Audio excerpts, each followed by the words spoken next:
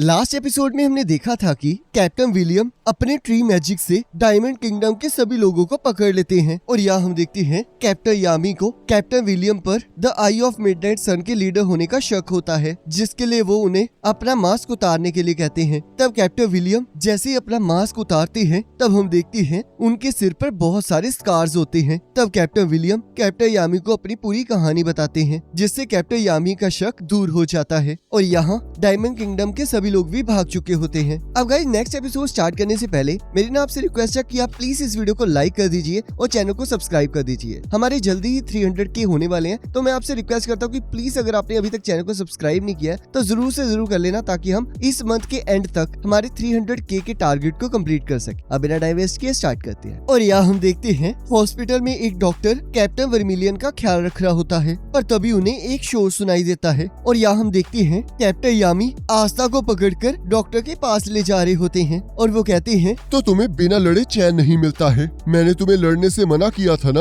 और आस्था उनसे माफिया मांग रहा होता है और तब कैप्टन यामी उसे एक डॉक्टर के पास लेकर जाते हैं। तब आस्था पूछता है, आखिरकार ये कौन है? तब कैप्टन यामी कहते हैं, ये किंगडम का सबसे अच्छा डॉक्टर है और इसने एक बार तो मेरी कटी हुई बाजू को भी ठीक कर दिया था, तो शायद ये तुम्हें ध्यान से देख सके। और तब वो डॉक्टर हंसते हुए कहते हैं, मेरा नाम ओमन है और मैं सीधा विजर्ड किंग को रिपोर्ट करता हूँ, तो बताओ मैं तुम्हारी किस तरह मदद कर सकता हूँ। और तब आस्था उसे अपना नाम बताता है और तब ओमन कहते हैं, मैंने तुम्हारे बारे में यामी से बहुत कुछ सुना है कि कैसी तुम्हारी स्वॉर्ड किसी भी मैजिक को काट सकती है। और तब आस्था सोचता है, ये डायरेक्टली विजर्ड किंग के अंडर काम करते हैं, ये कितनी औसम बात है। और तब हम देखते हैं वो डॉक्टर आस्था का चेकअप करने लगते हैं और कहते हैं, तुम चिंता मत करो, मेरे स्पेल की मदद से मैं तुम्हारी चोट खाने वाली जगह को अच्छे से एनालाइज कर सकता हूँ और उसे हील कर सकता हूँ, तो चलो फिर तुम्हें कुछ मैजिक से ठीक किया जाए। और तब हम देखते हैं वो डॉक्टर आस्था को कुछ बताता है, जिसे सुनकर आस्था बहुत शॉक हो जाता है। और यहाँ हम देखते हैं पिंडरल भी बाहर उनकी बातें सुन लेता है, जिसे सुनकर वो भी पूरी तरह से शॉक हो जाता है। और तब हम देखते हैं कुछ टाइम बाद कैप्टन यामी भी वहाँ आ जाते हैं और तब पिंडरल उन लोगों को लेकर वापस बेस पहुँच जाता है। तब यहाँ कैप्टन यामी अनाउंस करते हैं कि तुम में से काफियों ने नोटिस किया होगा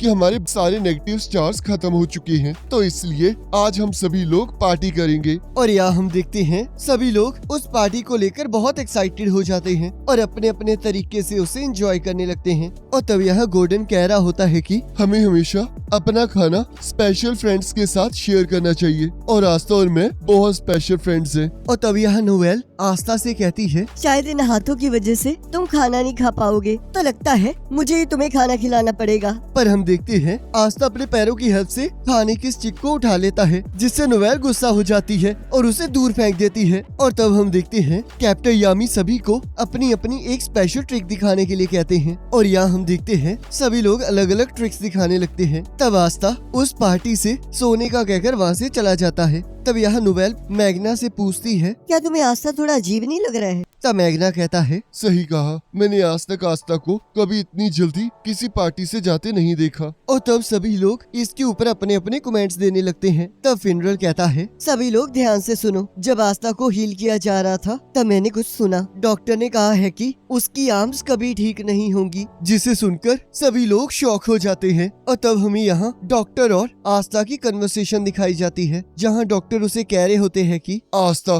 तुम्हारे ऊपर किसी एंशिएंट कर्स से हमला किया गया है और ऊपर से तुम्हारी बोन्स भी टूट चुकी हैं और इसे तो मेरा मैजिक भी ठीक नहीं कर सकता। और तब यहाँ कैप्टन यामी कहते हैं, अगर ये बात किंगडम के बेस्ट जादूगर ने कही है तो ये बिल्कुल सच होगी। और तब सभी लोग रोने लगते हैं। तब यहाँ वेनेसा कहती है, उसके पास कोई मैजिक भी नहीं है और ऊपर से अब उसके साथ ये सब कुछ हो रहा है। और तब यहाँ आस्था अपनी जर्नी और डॉक्टर की बात को याद कर रहा होता है, जिन्होंने उससे कहा था कि मुझे माफ करना आस्था, पर तुम अब कभी भी अपनी तलवार नहीं उठा पाओगे। और सभी लोग उसे चुपचाप देख रहे होते हैं। तब आस्था चिल्लाते हुए कहता है, मैं ऐसे कभी हार नहीं मान सकता, चाहे अब मैं अपनी तलवार नहीं उठा सकता, पर मैं फिर भी लड़ने का कोई न कोई तरीका जरूर ढूंढ लूंगा। और तब आस्था को रेवची की बात याद आती है, जिसने उससे कहा था कि मेरी चेन्स किसी के भी मैजिक का पता लगा सकती है, पर तुम्हारे अंदर तो कोई मैजिक ही नहीं है। और तब यहाँ आस्था कहता है, मैंने उस टाइम सोचा था कि मैं हार मान लूंगा,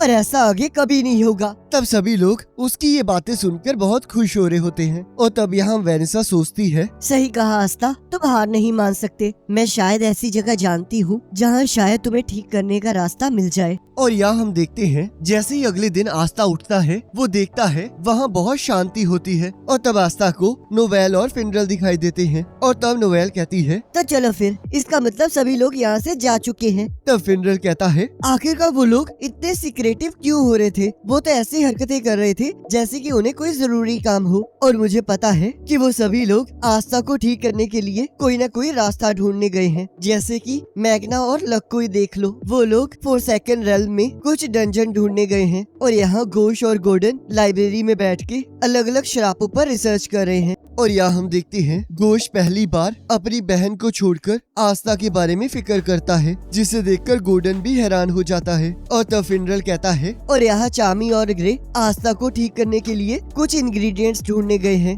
तब नोएल कहती है, मुझे यकीन नहीं हो रहा कि वो सभी लोग एक कॉमनर के लिए ये सब कुछ कर रहे हैं। और तब हम देखते हैं फिनरल और नोएल आस्था की तारीफें करने लगते हैं। और तब फिनरल कहता है, चाहे उसके पास कोई मैजिक हो या ना हो, पर उसने कभी हार नहीं मानी है। तब नोएल कहती है, वो हमेशा लड़ाई में सबसे आगे रहा है और उसने हमेशा हमसे ज्यादा कोशिश की है। और तब नोएल आस्था की सारी लड़ाइयों को याद करने लगती है और कहती है, आस्था की वजह से ही आज मैं लड़ पा रही हूँ और उसने सबकी मदद की है, तो इस टाइम ये हमारा फर्ज बनता है कि इस टाइम हम उसकी मदद करें। तब यहाँ आस्था रोते हुए कहता है, मैं हमेशा से इस बात के लिए गुस्सा था कि मेरे पास कोई मैजिक नहीं है, पर मुझे इस बात की सबसे ज्यादा खुशी है कि मेरे पास बहुत अच्छे फ्रेंड्स हैं। और तब कैप्टन यामी कहते हैं, काश ये लोग अपने काम को भी इतना सीरियसली लेते। और तब यहाँ फिनरल कहता है, तो चलो नोएल, आज हम लोग इकट्ठे काम करेंगे। तब नोएल उसे मुक्का मारकर कहती है, मुझे अभी कहीं और जाना है, तो तुम मुझे वहाँ छोड़कर कहीं और जा सकते हो। और तब हम देखते हैं वो लोग भी वहाँ से चले जाते हैं। और तब हम देखते हैं वो लोग एक आदमी से मिलने जाते हैं और वो जैसे ही उसके घर के अंदर पहुँचते हैं, हम देखते हैं वो वहाँ नंगा घूम रहा होता है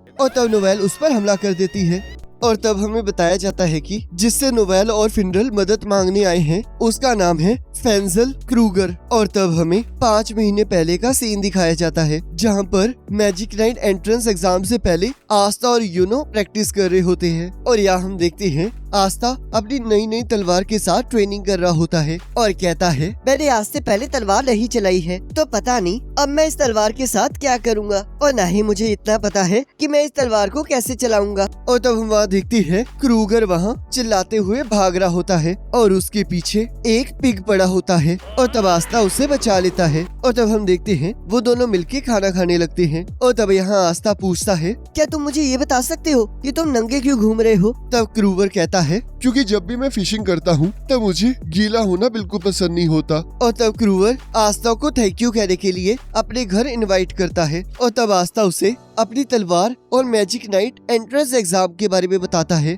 और क्रूवर से पूछता है, आखिरकार तुम यहाँ क्या कर रहे हो? तब क्रूवर कहता है, मैं किसी का वेट कर रहा हूँ। तब आस्था कहता है, पर क्या ये जगह किसी मीटिंग के लिए अजीब नहीं है? तब क्रूवर कहता है, इसे एक्सप्लेन करना थोड़ा हार्ड है, पर मुझे ये बताओ, क्या तुम भी बाहर रह रहे हो? तो क्यों ना तुम जब तक ट्रेनिंग कर रहे हो तब तक मेरे साथ ही रुक जाओ। तब आस्था कहता है, थैंक यू, पर मुझे लगता है तुम सिर्फ मेरे पोट पोटैटोस चाहते हो। तब क्रूवर कहता है, तुम्हें हमेशा अपने कनेक्शंस को बचा के रखना चाहिए, चाहे वो एक दिन चले जाएंगे पर फिर भी उनका एक्सपीरियंस हमेशा तुम्हारे दिल में रहेगा। और तब हम देखते हैं वो आस्था को वुड काटने के लिए कहता है और तब हम देखते हैं आस्था उसके साथ रहने के लिए मान जाता है। और तब यहाँ आस्था अपनी स्वॉर्ड के साथ ट्रेनिंग कर रहा होता है और कहता है, लगता है ये काम नहीं कर रहा है। तब क्रूगर कहता है, ये शायद इसलिए है क्योंकि तुम अपने वेट को अपनी नीज पर कैरी नहीं कर रहे हो, और शायद तुम्हें ये प्रॉब्लम आ रही है कि तुम एक हमले के बाद दूसरी बार अपनी तलवार को नहीं घुमा पा रहे हो। तब आस्था हाँ कहता है। तब क्रूवर कहता है, मेरे पास इसके लिए एक सुझाव है, तुम्हें हमेशा अपनी टोस को उस साइड पॉइंट करना चाहिए जहाँ पर तुमने अपनी तलवार को पॉइंट किया है, और अपने राइट फुट को अपने लेफ्ट फुट से आगे रखना चाहिए। तो चलो फिर अब इसे ट्राई करो। और तब हम देखते हैं आस्था ये करने में कामयाब हो जाता है। और तब आस्था पूछता है, क्या तुम भी तलवार चलाते हो? और तब क्रूवर कहता है, मैं तलवार नहीं चलाता हूँ, रुको जरा मैं तुम्हें दिखाता हूँ। और तब हम देखते हैं वो एक लकड़ी को उठाकर हवा को तलवार की शेप में बदल देता है और कहता है, और इसी मैजिक की वजह से मैंने थोड़ा तलवार चलाना सीखा है। और तब आस्था उसे खुद को ट्रेन करने के लिए कहता है और तब क्रूवर इस बात के लिए मान जाता है, जिससे आस्था बहुत खुश हो जाता है। तब क्रूवर कहता है, आस्था, आखिरकार तुम अपने आप को इतना ट्रेन क्यों कर रहे हो? तब आस्था कहता है, क्योंकि मैं विज़र्ड किंग बनना चाहता हूँ। तब क्रूवर कहता है, ठीक है, तब आस्था कहता है, क्या तुम हंसोगे नहीं? तब क्रूवर कहता है, पर ऐसा मैं क्यों करूँगा? तब आस्था कहता है, क्योंकि ये इम्पॉसिबल है। तब क्रूवर कहता है, ये तुम कैसे कह सकते हो? अभी तक तो तुमने ट्राई भी नहीं किया है। तो इसलिए मुझे प्रॉमिस करो आस्था कि मैं तुम्हें जो कुछ भी सिखाऊंगा तुम उसे सिर्फ अपने ड्रीम को पूरा करने के लिए यूज करोगे और उसे सिर्फ अच्छे कामों के लिए यूज करना, और जो भी मैं तुम्हें सिखाऊंगा उसे कभी भी बुरी चीजों के लिए इस्तेमाल मत करना। तब आस्था कहता है, तुम्हें ये सब कुछ कहने की जरूरत नहीं है। और तब वो दोनों आपस में इस बात के लिए प्रॉमिस करते हैं। और तब हम यहाँ देखते हैं क्रूवर आस्था को ट्रेनिंग करवाना शुरू कर देता है। और तब यहाँ शाम को आस्था कहता है, मुझे ये नहीं समझ आ रहा कि अगर तुम इतना अच्छा लड़ सकते हो तो तुम उस रात उस पिग से डर के क्यों भाग रहे थे? तब क्रूगर कहता है, उस टाइम मेरे पास अपनी ग्रिमोर नहीं थी और मैं एक तलवारबाज के तौर पर इतना अच्छा भी नहीं हूँ। तब आस्था कहता है, पर तुम टीचर बहुत अच्छे हो। तब क्रूवर कहता है, तुमने सही कहा, मैंने एक बार कुछ बच्चों को सिखाया था और शायद मेरे हिसाब से मैंने 100 से भी ज्यादा बच्चों को सिखाया है। और अगर तुम्हारी बात की जाए तो तुम उन 100 बच्चों में से 3rd पोजीशन पर आओगे और शायद टॉप 1 भी बन सको, क्योंकि जो फर्स्ट रैंक पे आता है वो स्वॉर्ड का यूज नहीं करता है। तो शायद हमें ये कंसीडर नहीं करना चाहिए, पर मुझे लगता है कि तुम एक मैजिक नाइट के तौर पर बहुत अच्छा काम करोगे। और तब हम देखते हैं आस्था फिर से ट्रेनिंग के लिए एक्साइटेड हो जाता है। और तब हम देखते हैं वहाँ एक लड़की आ जाती है। और तब क्रूगर कहता है, क्या तुम्हें कुछ पता चला मेरी अला? तब आस्था कहता है, आखिरकार ये कौन है? तब क्रूगर कहता है, ये मेरी स्टूडेंट है जिसे मैंने अपनी फियांसे को ढूंढने के लिए कहा था। तब आस्था कहता है, पर तुम खुद क्यों उसे ढूंढने नहीं गए? तब क्रूगर कहता है, मैं ऐसा कुछ नहीं कर सकता जिसकी वजह से मेरी तरफ ध्यान आकर्षित हो। और तब आस्था खुद को मेरिएला को इंट्रोड्यूस करवाता है और कहता है, ये ओल्ड मैन मुझे तलवार चलाना सिखा रहा है। तब मेरिएला कहती है, तुम इसे ओल्ड मैन नहीं कह सकते। ये चाहे ऐसे दिखते हो पर तुम इन्हें ऐसे नहीं कह सकते। तब आस्था कहता है, पर मैं इसे ऐसा क्यों नहीं कह सकता? तब मेरिएला कहती है, अगर तुम इनके बारे में जानते तो तुम इन्हें इज्जत से बुलाते। और तब हम देखते हैं वो दोनों इसी बात को लेकर लड़ते रहते हैं और क्रूगर उन्हें चुप कराने की कोशिश कर रहा होता है और कहता है, इस टाइम जो भी तुम लोग कह रहे हो मुझे उससे बहुत दुख हो रहा है, पर वो छोड़ो। मेरिएले, मुझे ये बताओ आखिरकार मिस डोमिनांते है कहाँ? और तब मेरिएला कहती है, मुझे माफ करना मास्टर, पर मुझे लगता है दमयंती अब इस दुनिया में नहीं है। और तब हमें बताया जाता है कि उसके बाद क्रूगर ने आस्था को अपनी सिचुएशन बताई, जिसमें उसने बताया कि वो और उसकी फियांसे डायमंड किंगडम की आर्मी से बिलोंग करती है और उनके बुरे कामों की वजह से उन लोगों ने उस आर्मी को छोड़ने का फैसला कर लिया था, पर कुछ लोगों के पीछा करने की वजह से वो दोनों अलग हो गए। और उसके बाद क्रूगर ने अपनी स्टूडेंट मेरिएला की मदद से डेमिएंटो को ढूंढने के लिए कहा और इसी स्टूडेंट ने क्रूगर की वहाँ से भागने में मदद भी की थी। और क्रूगर जानता था कि अगर उसने कुछ भी हलचल की तो दुश्मन उसे ढूंढ निकालेंगे। और तब यहाँ मेरिएला कहती है, मुझे दमयंती की ये मैजिक स्टिक मिली है और उसके आसपास बहुत ज्यादा ब्लड भी मिला है। और तब क्रूगर वहाँ से थोड़ी हवा खाने के लिए चला जाता है और तब मेरिएले उससे मिलने आती है और कहती है, मास्टर मुझे माफ कीजिएगा, पर मुझे आपसे किसी चीज के बारे में बात करनी है। क्या आपको याद है जब आपने मेरी और बाकी स्टूडेंट्स के भागने में मदद की थी? और तब क्रूगर हाँ कहता है और बाकियों का हाल पूछता है। तब मेरिएला कहती है, मेरे अलावा बाकी सभी लोग मर चुके हैं और उन्हें डायमंड किंग के असैसिन्स ने मार दिया है। और तब हम देखते हैं मेरिएला क्रूगर को चाकू मार देती है और वहाँ डायमंड किंगडम की सोल्जर्स आ जाते हैं। तब क्रूगर कहता है, आखिरकार तुम कर क्या रही हो? तब मेरिएला कहती है, अब मैं डायमंड किंगडम को उन लोगों की इंफॉर्मेशन प्रोवाइड करती हूँ जो लोग गद्दार हैं और इसी वजह से मैं अभी तक जिंदा हूँ। और आप चिंता मत कीजिए, हम आपको अभी नहीं मारेंगे, क्योंकि मुझे इंस्ट्रक्शन मिली है कि आपको वहाँ तक जिंदा वापस लाना है। और अगर आप यहाँ से भागने के बारे में सोच रहे हैं तो भूल जाइए, क्योंकि ये जगह चारों तरफ से घिरी हुई है और वो जादूगर अपने फाइनल स्टेजेस तक पहुंच चुका है। तो इसलिए अब हमें आपकी मदद चाहिए ताकि हम उसे ठीक कर सके। तब क्रूगर कहता है, उस लड़के का नाम मार्स है, तो ऐसे बात करना बंद करो जैसे कि वो किसी तरह का वेपन हो।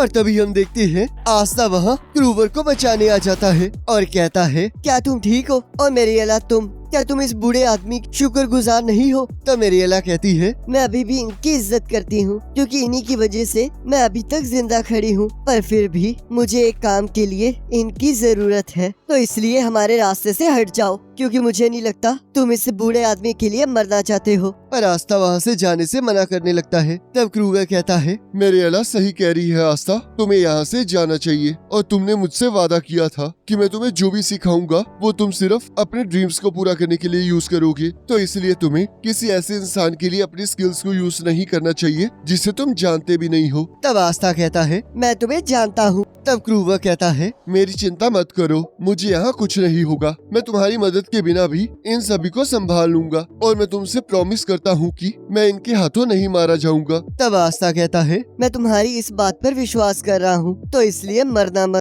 और वहाँ से चला जाता है। तब क्रूगर सोचता है मुझे माफ करना आस्था, पर तुम्हें यहाँ से जाना ही होगा। और अपनी फियोंसे को याद करता है। पर हम देखते हैं आस्था फिर से वापस आ जाता है और डायमंड किंगडम के लोगों पर हमला कर देता है। तब क्रूगर कहता है, आस्था प्लीज यहाँ से चले जाओ, मेरे अंदर जीने की बिल्कुल भी उम्मीद नहीं बची है। तब आस्था कहता है, आखिरकार तुम ये कैसी बातें कर रहे हो? मैं समझ सकता हूँ कि तुम्हारे अंदर ये ऑटोमेटिकली नहीं आएगा, पर इसके लिए तुम्हें मेहनत करनी पड़ेगी और अगर तुम इस बात को समझते हो तो खड़े हो जाओ और मेरा साथ दो। और तब हम देखते हैं डायमंड किंगडम के जादूगर आस्था पर हमला कर देते हैं। और तब हम देखते हैं क्रूवर भी लड़ने के लिए तैयार हो जाता है और उन सभी जादूगरों को दूर फेंक देता है। पर हम देखते हैं वहाँ और भी ज्यादा जादूगर आ जाते हैं। तब आस्था क्रूवर से कहता है, क्या तुम अभी से हार मान रहे हो? तब क्रूवर कहता है, हम खुद ही डिसाइड करते हैं कि हम कब हार मानना चाहते हैं और यही बात तुमने मुझे अभी सिखाई है, तो इसलिए मैं इतनी जल्दी हार नहीं मानूंगा। और तभी हम देखते हैं मेरिएला सभी को वापस जाने का ऑर्डर देती है। तब आस्था पूछता है, आखिरकार तुम ये क्यों कर रही हो? तब मेरिएला कहती है, किसी ने मुझे एक बार सिखाया था कि जब भी तुम सरप्राइज अटैक करते हो तो तुम 3 टाइम्स बड़ी फौज लेकर जाते हो और अगर तुम्हें लगे कि तुम हार रहे हो तो तुम्हें अपनी स्ट्रेटेजी को चेंज कर लेना चाहिए। पर तुम ये मत सोचना कि मैंने अभी हार मान ली है, देखना एक दिन मैं वापस जरूर आऊंगी। और तब क्रूवर कहता है, मैं आज के बाद हार नहीं मानूंगा और मुझे पूरा यकीन है कि मेरिएला कहीं ना कहीं मेरा इंतजार कर रही होगी, तो इसलिए अब मैं उसे ढूंढूंगा। तब मेरिएला कहती है, तो चलो देखते हैं तुम क्या कर पाते हो और शायद तब तक ये लड़का भी तुम्हें सही से इज्जत देना सीख जाए। और तब हम यहाँ देखते हैं क्रूवर जाने के लिए तैयार होता है। तब आस्था पूछता है, क्या तुम अभी जा रहे हो? तब क्रूवर कहता है, मुझे समझ में आ गया है कि मुझे अपनी जिंदगी के साथ कुछ करना होगा। मैंने अभी सोचा तो नहीं है कि मैं क्या करूँगा, पर मैं फिर भी डोमिना को ढूंढ कर रहूंगा और उसे ढूंढे बिना मरूंगा नहीं। और तब वो आस्था को अपनी ड्रीम की तरफ बढ़ने का कहकर वहाँ से चला जाता है। पर तब हम यहाँ देखते हैं क्रूवर के पीछे फिर से एक जानवर पड़ जाता है और वो आस्था को मदद करने के लिए कहता है। तब आस्था कहता है, अब तुम्हें खुद कुछ करना होगा। और इसी के साथ एपिसोड खत्म हो जाता है। अब गाइस, अगर आपने अभी तक हमारे व्हाट्सएप चैनल को फॉलो नहीं किया है तो उसका लिंक आपको डिस्क्रिप्शन में मिल जाएगा। अब आप क्लिक करके हमारे व्हाट्सएप चैनल को फॉलो कर सकते हो। और अगर आपको ये वाली वीडियो अच्छी लगी है तो इसे लाइक जरूर करना, चैनल पर नहीं हो तो सब्सक्राइब जरूर करना। बाकी नेक्स्ट एपिसोड का लिंक आपके स्क्रीन पर आ रहा होगा और उस पर क्लिक करके अगले एपिसोड को देख सकते हो।